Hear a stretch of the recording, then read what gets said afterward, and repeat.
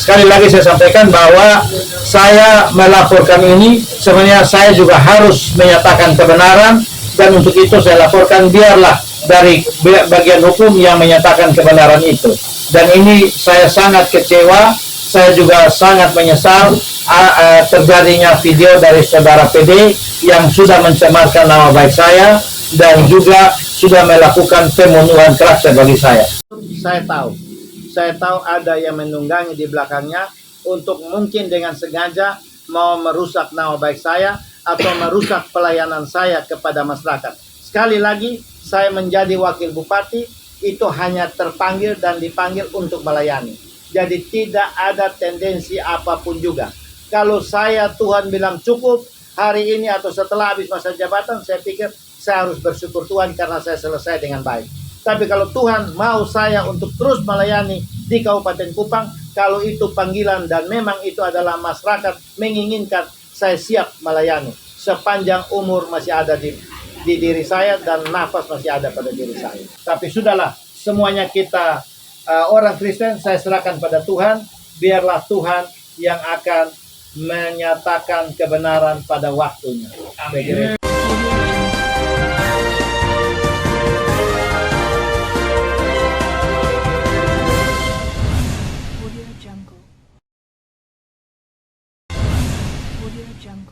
Saya Jerry Manafest. Saya ingin menyampaikan beberapa hal, juga sedikit memberikan klarifikasi mengenai apa yang beredar beberapa waktu ini di media sosial yang saya rasa sangat mengganggu dan saya perlu memberikan penjelasan yang lebih baik. Kalau di media sosial itu saudara PD menyampaikan untuk atau ditujukan kepada Bapak Presiden, Bapak Kapolri, Bapak Mendagri, Bapak Kejaksaan, dan semuanya. Tapi kalau saya kira kita ada di dalam masa Minggu Sengsara, jadi saya cuma tujukan dan yang apa saya ngomong ini hanya saya kira tujukan kepada Tuhan yang mempunyai kita semua, supaya apa yang kita ngomong adalah hal yang benar dan kebenaran lah yang saya sampaikan. Biarlah kalau memang ada hal yang tidak benar, Tuhan akan menegur kita. Tapi kalau memang apa yang disampaikan oleh saudara PD, hal itu kalau juga tidak benar, maka biarlah Tuhan yang menegur semuanya itu. Tapi saya perlu menyampaikan hal-hal yang penting. Minta maaf, saya berikan catatan supaya saya tidak keluar daripada konteks yang disampaikan oleh saudara PD di dalam video atau di medsos pada saat dia menyampaikan beberapa hal itu. Yang pertama, perlu saya sampaikan bahwa apa yang dimuat oleh saudara PD dan yang dipermasalahkan oleh saudara PD itu sekali lagi bukan uang gereja, tapi itu uang sekolah Kristen Hosana. Uang sekolah Kristen Hosana. Di mana sekolah Kristen Hosana ini dia berada di bawah Yayasan Misi Agape. Yayasan Misi Agape ini punya 4 bidang yang dia bergerak, yaitu 1, keagamaan dengan mendirikan gereja, waktu itu rumah gereja maksudnya, yang sekarang menjadi Jemaat Gemit Agape. Itu pada tahun 2005 sudah ditabiskan menjadi Jemaat Gemit Agape, dan Jemaat Gemit Agape ini pada saat ditabiskan oleh yang hadir dan menandatangani prasasti, yaitu Gubernur Nusa Tenggara Timur almarhum Bapak Pitalo, dan juga Wali Kota Kupang waktu itu adalah almarhum Bapak Eskaleri, dan Ketua Sinode pada saat itu yang menerima untuk ditabiskan gereja itu adalah almarhum Bapak Dr. Ayu Prano MTH, dan Ketua Majelis waktu itu adalah saya Jerry Manafest. Ini kita selesaikan tahun 2005. Jadi masalah ini bukan masalah uang gereja. Saya warga Gemit, saya orang Kristen, dan saya juga salah satu yang berusaha waktu itu ada sedikit gejolak mempertahankan supaya Gemit atau Agape itu menjadi gereja Gemit, sehingga menjadi Jemaat Gemit Agape seperti sekarang. Jadi itu yang perlu saya sampaikan. Jadi uang 3,5 miliar itu adalah uang sekolah Hosana. Dan uang sekolah Hosana itu kenapa dia ada di Artagraha? Karena di Artagraha, Bank Artagraha itu buka rekeningnya atas nama sekolah Hosana, atas nama Hosana. bukan atas nama Yayasan Misi. Memang sekolah itu di bawah Yayasan Misi, tapi uang sekolah itu di Atagra atas nama Sekolah Hosana.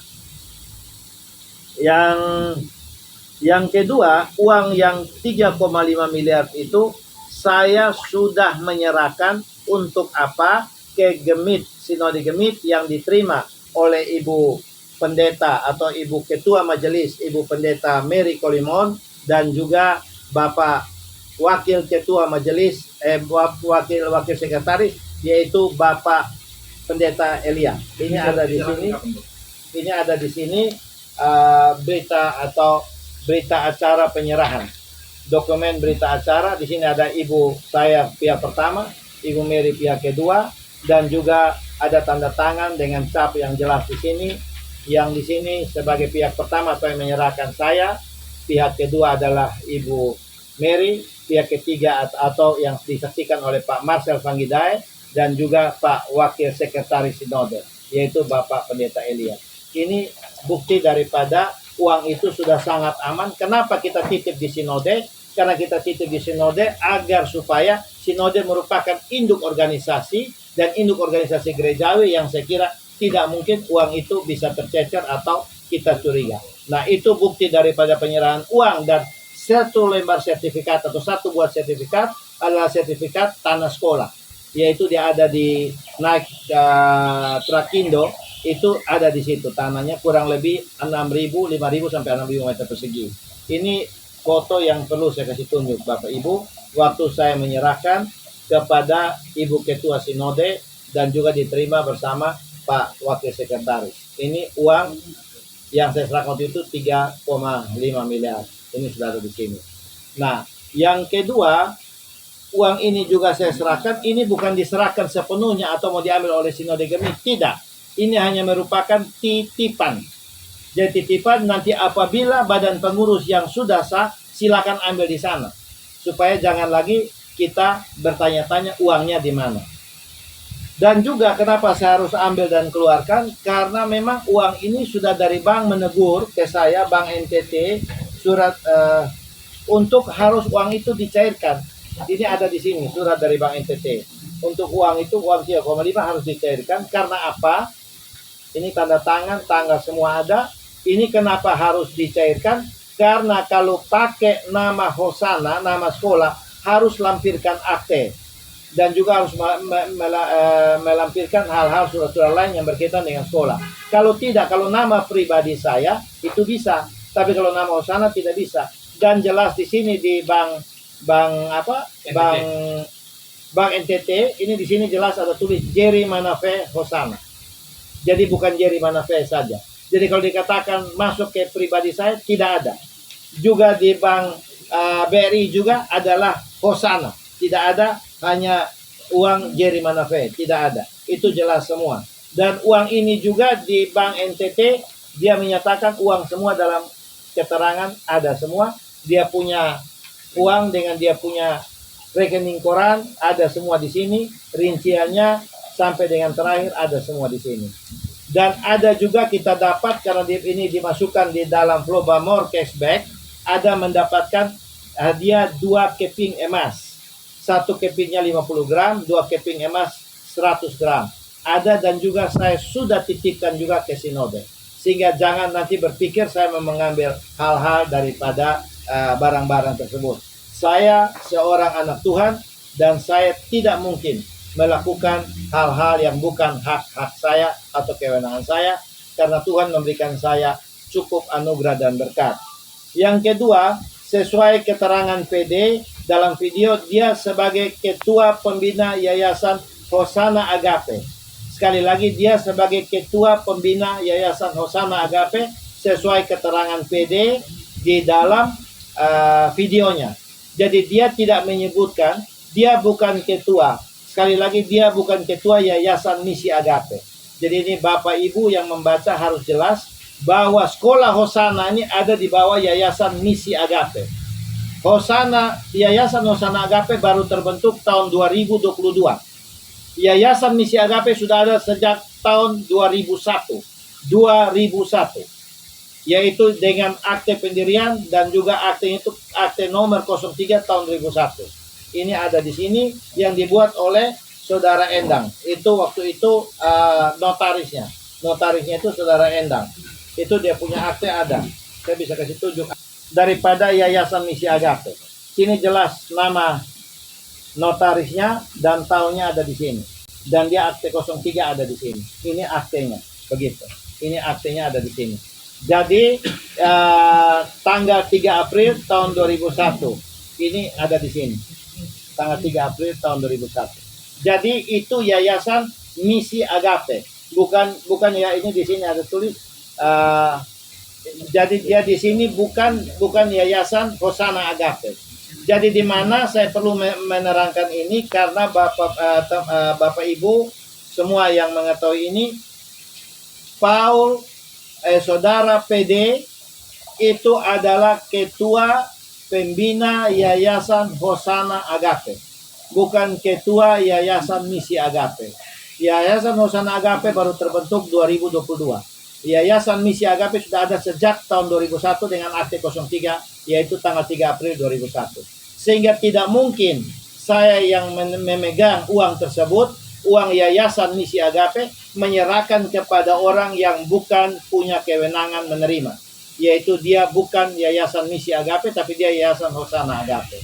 Ini berarti saya salah. Yang ketiga, uang sekolah Hosana Agape di Bank AG bukan atas nama Yayasan Misi Agape. Jadi uang yang pertama kita store di Bank Artagraha itu bukan atas nama Yayasan Misi Agape. Ini salah lagi. Saudara PD menyampaikan itu di dalam video, ada kesalahan. Yaitu yang di Bank Artagraha itu atas nama Sekolah Hosana. Sekolah Hosana. Dan uang itu waktu dipindahkan kita pindah ke Bank BRI, itu atas kesepakatan kita bersama-sama di Hotel Aston tanggal 20 Mei 2022. Tanggal 20 Mei 2022 itu kita bersepakat bersama-sama untuk uang itu, minta maaf, tanggal 20 Mei 2021. Tanggal sekali ulang lagi, tanggal 20 Mei 2021 sepakat di Hotel Aston untuk uang itu kita pindah ke BRI cabang Tarus dengan nama Hosana. Bukan nama pribadi saya, bukan nama Jerry Manafe. Boleh dicek di Bank BRI Tarus. Atas nama Hosana. Sehingga dari BRI pun tidak bisa lama karena OJK menegur aturan bank kalau nama Hosana, nama sekolah atau nama perusahaan atau nama itu dia harus memasukkan akte. Sedangkan kita belum bisa memasukkan akte karena kita belum mempunyai akte masalah sekolah Hosana. Oleh sebab itu harus dikeluarkan atau harus dipindahkan. Itu yang saya sampaikan. Yang berikut, poin keempat, sesuai SK nomor 250 garing Gemit garing 1.1 garing 8 Romawi garing 2004 pada tanggal 15 Agustus 2004 yang diketahui oleh dan tangani oleh Ketua Majelis Gemit waktu itu, yaitu Bapak Pendeta Dr. Ayu Prano. Saya diangkat sebagai Ketua Badan Pengawas dalam organisasi kepengurusan Yayasan Misi Agape. Dan seperti apa disampaikan oleh Saudara PD di dalam videonya, bahwa sejak 2009 sampai 2012 sampai hari ini, namun juga sejak 2004 sampai hari ini, belum ada rapat lengkap anggota CD Agape di atas 35 tahun, itu dimana adalah anggota aktif Yayasan Misi Agape. Sehingga belum ada terjadi pergantian atau pengurus baru daripada Yayasan Misi Agape. Itu yang jelasnya. Yaitu saya diangkat dengan SK yang nomor 250 tadi, yang diketahui atau mengetahui Ketua Sinode. Kenapa harus mengetahui Ketua Sinode? Karena memang kita berada di bawah Sinode Gemit. Poin kelima, sesuai penyampaian Saudara PD dalam video, sejak tahun 2009 sampai dengan saat ini belum ada rapat anggota lengkap Yayasan Misi Agape. Sehingga sampai dengan saat ini belum ada badan pengurus baru Yayasan Misi Agape. Maka sayalah yang bertanggung jawab akan Yayasan Misi Agape yang mana di dalamnya ada sekolah Hosana. Yang tadi saya sudah sampaikan. Jadi jelas kalau ditanya apa dan kewenangan apa atau dasar apa saya melapor atau saya memegang uang. Saudara PD harus bertanya, uang itu berasal dari tahun berapa sampai tahun berapa. Bukan ucuk-ucuk uang itu ada. Dan sekarang uang itu ada baru ribut.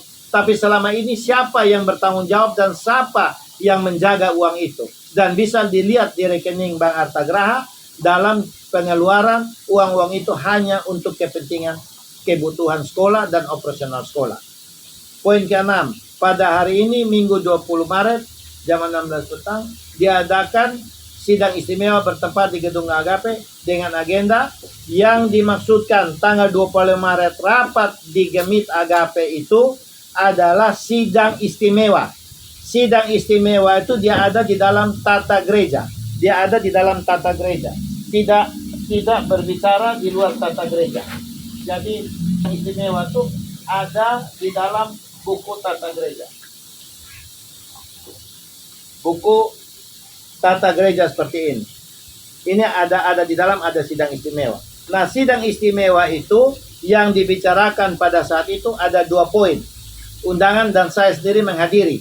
Saya hadiri yaitu poin 1 dalam agenda rapat itu. Poin 1, rencana pembangunan gedung kebaktian Jemaat Gemit Agape.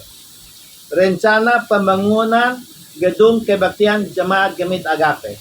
Poin kedua, masalah menyepakati hal-hal yang berkaitan dengan legalitas pembangunan kebaktian, gedung kebaktian. Jadi hal-hal legalitas mengenai pembangunan gedung kebaktian. Tidak bicara masalah yayasan di dalam rapat tersebut. Jadi kalau saudara PD katakan saya setuju, memang betul saya setuju. Kalau untuk berbicara masalah pembangunan gedung gereja dan juga berbicara masalah legalitas pembangunan gedung gereja, saya kira itu pasti siapa juga setuju. Karena memang suara terbanyak menyetujui hal tersebut. Itu saya bisa buktikan dengan undangan. Undangan ada di sini. Kepada saya, undangan dari mana saya. Yang ada cuma 2 poin. Poin pertama dan poin kedua. Ini jelas ada di sini. Nah, ini undangannya. Jadi tidak kita bisa berbicara dengan bohong. Saya berbicara dengan data. Saya tidak berbicara tanpa data. Tapi ini fakta. Yang ditandatangani juga oleh saudara PD dan juga sekretaris. Ada tanda tangan di sini. Sekretaris gereja. Pakai juga kop gereja. Jelas ya. Bukan kop yayasan. Jadi bukan berbicara masalah yayasan. Itu yang saya perlu sampaikan. Kemudian, yang tadi saya bilang, surat SK itu adalah ini, nomor 250 tahun 2004 yang saya perlu sampaikan di sini. Ini ditandatangani oleh saya dan sekretaris dan juga diketahui oleh Pendeta Ayu Prano sebagai ketua sinode pada saat itu. Pendeta Dr. Ayu Prano. Ini ada di sini. Ini yang perlu saya sampaikan. Jadi saya berbicara dengan data karena semua file ada di saya. Saya tidak berbicara atas perkiraan. Yang berikut, karena 2 hal situ yang dibicara, sedangkan sidang istimewa ini mengikuti tata gereja Gemit tahun 2010 pasal 43 tentang persidangan jemaat istimewa. Jadi bukan pembahasan mengenai yayasan. Saya tekankan itu lagi sekali. Jikalau majelis jemaat Gemit memakai dasar persidangan istimewa sesuai dengan tata gereja Gemit tahun 2010, maka menurut saya seharusnya jemaat Gemit yang namanya sudah Jemaat Gemit Agape, juga ketua majelisnya sudah seharusnya adalah seorang pendeta. Karena kita tidak boleh lain daripada semua gereja Gemit yang ada di bawah naungan Sinode Gemit. Itu berada seorang pendeta sesuai tata Gemit juga, sama dengan yang tadi yang istimewa, sesuai tata Gemit pasal 58.1, yaitu ketua majelis adalah seorang pendeta. Untuk itu PD sebagai ketua majelis seharusnya sudah mengundurkan diri dan serahkanlah kepada pendeta. Karena apa? Karena di Agape sendiri ada 2 orang pendeta Gemit. Yang satu pendeta Yandi Manobe dan satu adalah Ibu Pendeta Veronica. Nah, ini ada 2. Poin ke-7, dalam video PD mengatakan mau mengaktifkan kembali yayasan, tapi tidak berbicara tuh yayasan yang mana. Jadi kalau mau mengaktifkan kembali, otomatis ada Yayasan Misi Agape. Karena Yayasan Hosana Agape masih hidup karena dia baru dibentuk 2022. Nah, Yayasan Misi Agape yang dimaksudkan oleh PD itu mau dihidupkan kembali. Dan saya kira itu baik. Menghidupkan kembali Yayasan Misi Agape baik. Jadi namun setelah diaktifkan, dihidupkan atau diaktifkan kembali, yang pemahaman saya mengaktifkan, contohnya kalau HP ini lagi mati, saya aktifkan, berarti ini saya aktifkan kembali dia. Tapi bukan saya mengganti HP. Nah, ini untuk menghidupkan atau mengaktifkan kembali Yayasan Misi Agape. Terus PD bersama teman-teman mematikan kembali yang mereka aktifkan, yaitu Yayasan Misi Agape dimatikan kembali, baru dengan nama yang baru membentuk satu yayasan yang baru, namanya Yayasan Hosana Agape. Jadi seolah-olah Yayasan Misi Agape dimatikan dan mereka ganti dengan yang baru, yaitu Yayasan Hosana Agape. Dengan tujuan tidak lain adalah mengambil alih aset-aset Yayasan Misi Agape. Hal itu saya bisa buktikan. Saya buktikan yang pertama adalah tanah yang ada gedung gereja di dalamnya, yaitu ada gedung gereja Jemaat Gemit Agape di dalamnya. Dan di atas tanah itu juga ada sekolah Hosana yang semulanya atas nama Yayasan Misi Agape, dibalik namakan menjadi nama Yayasan Hosana Agape. Jadi berarti Yayasan Hosana Agape. Jadi berarti tujuan membentuk Yayasan Hosana Agape yaitu untuk mengambil alih aset-aset Yayasan Misi Agape. Selain itu saya bisa buktikan yang kedua, seperti yang dipermasalahkan di dalam video saudara PD, adalah ingin mengambil uang Yayasan Misi Agape yang dalam hal ini adalah sekolah Hosana yang berjumlah 3,7 miliar tersebut. Itu yang perlu saya sampaikan. Untuk mengambil alih atau mengambil aset-aset Yayasan Misi Agape, saya kira tidak ada masalah kalau itu orang-orang Yayasan Misi Agape. Karena Yayasan Misi Agape kalau mau membentuk atau mau merubah badan pengurus yang baru, saya kira saya sangat senang.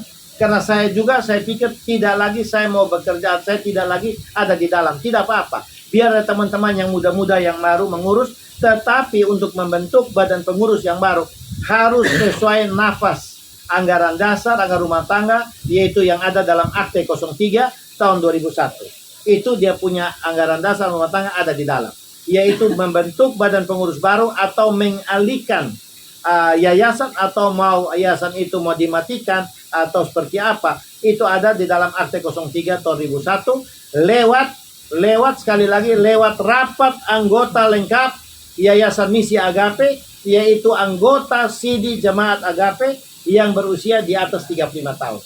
Tidak bisa hanya segelintir orang atau majelis berapat dan menunjuk atau mengangkat badan pengurus yayasan yang baru. Itu tidak bisa. Karena itu tidak sesuai dengan petunjuk anggaran dasar dalam Akte 03 tahun 2001. Yaitu pada tanggal 3 April 2001. Poin ke-9. Disinilah terlihat PDCS ingin mengambil atau menguasai uang sekolah Hosana sejumlah 3,7 M. Namun saya tidak mungkin, bukan tidak mungkin, tapi saya belum mungkin memberikan, karena kapasitas saudara PD bukan sebagai Yayasan Misi Agape, tetapi sebagai ketua Dewan Yayasan Hosana Agape. Kalau saya mengalihkan uang Yayasan Misi Agape ke Yayasan Hosana Agape, pastilah saya salah. Tapi kalau hari ini saudara PD dan teman-teman CS mau untuk mengikuti anggaran dasar 2000 nomor 3 tahun 2001, yaitu rapat lengkap anggota Sidi Jemaat Agape di atas 35 tahun, dan siapa yang terpilih menjadi badan pengurus, saya siap menyerahkan kapan saja. Dan uang itu sekarang semuanya saya titipkan di induk organisasi gereja kita, Sinode Gemit. Dan itu uang sebagai uang titipan. Dan ketua sinode bersama sekretaris yang menerima sudah menyatakan kapan saja uang itu sinode bisa menyerahkan apabila pengurus badan pengurus yayasan sudah mempunyai legal standing. atau sudah sah secara hukum, di mana mengikuti anggaran dasar Akte 03 tahun 2001. Pada poin yang ke-10, pada sidang istimewa tanggal 20 Maret 2022 menyepakati untuk menghidupkan kembali Yayasan Misi Agape. Namun PDTS membuat yayasan baru dengan nama Yayasan Hosana Agape. Berbicara, saya minta dalam video itu saudara PD hanya berbicara yayasan. Tapi sebenarnya ini sudah memberikan semacam pembohongan. Kenapa tidak berbicara dengan jelas mana Yayasan Hosana Agape, mana Yayasan Misi Agape? Harusnya bicara dengan jelas mana bapak, mana anak. Mana yang lahir duluan dan mana yang lahir kemudian. Mana yang memulai membentuk sekolah dan gereja, dan mana yang belakangan yang hanya mau meneruskan atau mengambil alih atau mau meminta hal-hal atau uang-uang tersebut. Ini harus dengan jelas.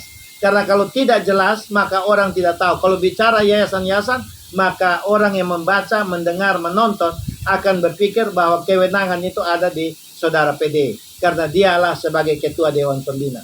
Sekali lagi, saudara PD benar sebagai ketua Dewan Pembina pada Yayasan Hosana Agape yang baru dibentuk pada tahun 2022. Sedangkan Yayasan Misi Agape sudah ada sejak tahun 2001. Dan Yayasan Misi Agape lah yang merintis, baik itu membangun rumah gereja yang sekarang menjadi Jemaat Gemit Agape, dan juga membangun sekolah yang sekarang disebut SDK Hosana Kupang, yaitu SDK Sekolah Hosana Kristen. Nah, ini di bawah Yayasan Misi Agape, bukan di bawah Yayasan Hosana Agape. Saya kira ini beberapa hal yang perlu saya sampaikan, dan perlu saya sampaikan bahwa uang yang ada di saya dan juga cashbacknya saya sudah serahkan semua, dititipkan di Sinode Gemit. Nah, silakan nanti siapa yang menjadi pengurus yang sah, Sinode Gemit akan menyerahkan kepada pengurus yang sah. Begitu. Ada pertanyaan? Saya melihat bahwa apa atau video yang dibuat oleh PD ini, terus terang yang pertama mencemarkan nama baik saya. Saya membaca, saya melihat baik di media sosial yang ada beberapa media sosial, antara lain saya lihat ada di FB, ada di YouTube, ada di TikTok, ada di IG, Instagram, dan ada di WhatsApp. Semuanya cukup berdampak untuk saya. Pertama, mencemarkan dan merusak nama baik saya, yang akhirnya orang menganggap saya adalah orang yang jahat atau orang yang mau mengambil uang, yang sampai juga ada asumsi seolah-olah saya mau mengambil uang gereja. Tapi sebenarnya ini bukan uang gereja, tapi ini adalah uang sekolah Hosana. Sekali lagi, bukan uang gereja. Tidak ada sama sekali uang gereja bercampur di dalam uang sekolah. Gereja saya tidak mengurus, yaitu ketua majelis adalah saudara Paul atau saudara PD, dengan pendeta adalah pendeta Yani. Jadi saya tidak mengurusi masalah uang gereja. Jadi ini uang sekolah. Yang kedua, saya merasa bahwa dengan video itu adalah pembunuhan karakter bagi saya.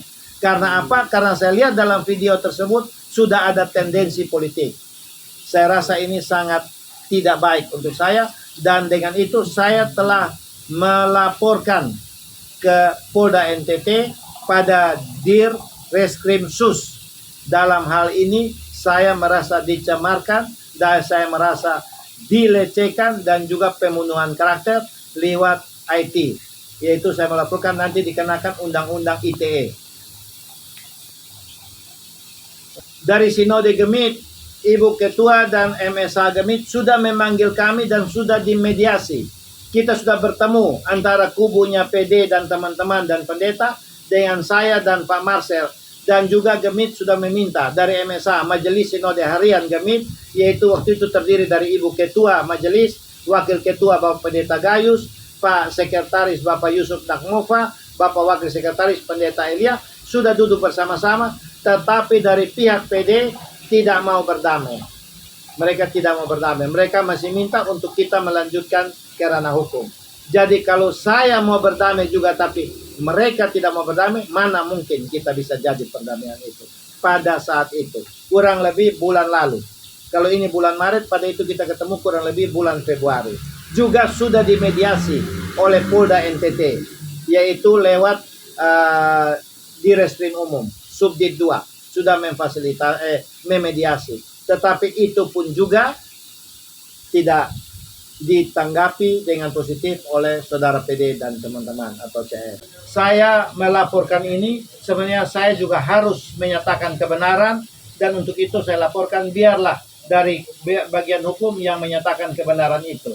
Dan ini saya sangat kecewa, saya juga sangat menyesal terjadinya video dari saudara PD yang sudah mencemarkan nama baik saya dan juga sudah melakukan pembunuhan karakter bagi saya. Dan saya tahu ini juga pasti ada unsur politiknya di dalam. Saya tahu ada yang menunggangi di belakangnya untuk mungkin dengan sengaja mau merusak nama baik saya atau merusak pelayanan saya kepada masyarakat. Sekali lagi, saya menjadi wakil bupati itu hanya terpanggil dan dipanggil untuk melayani. Jadi tidak ada tendensi apapun juga. Kalau saya Tuhan bilang cukup hari ini atau setelah habis masa jabatan, saya pikir saya harus bersyukur Tuhan karena saya selesai dengan baik. Tapi kalau Tuhan mau saya untuk terus melayani di Kabupaten Kupang, kalau itu panggilan dan memang itu adalah masyarakat menginginkan, saya siap melayani sepanjang umur masih ada di diri saya dan nafas masih ada pada diri saya. Tapi sudahlah, semuanya kita orang Kristen, saya serahkan pada Tuhan. Biarlah Tuhan yang akan menyatakan kebenaran pada waktunya. Kita mesti telanjang dan benar-benar bersih, suci lahir dan di dalam batin. Tengoklah ke dalam sebelum bicara,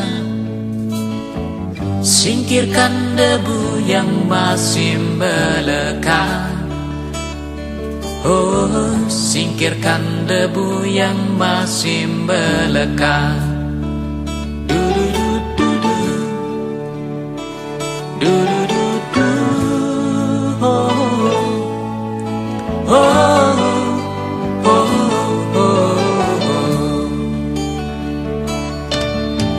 Anugerah dan bencana adalah kehendaknya. Kita mesti tabah menjalani. Hanya cambuk kecil agar kita sadar, adalah Dia di atas segalanya. Oh, adalah Dia di atas segalanya.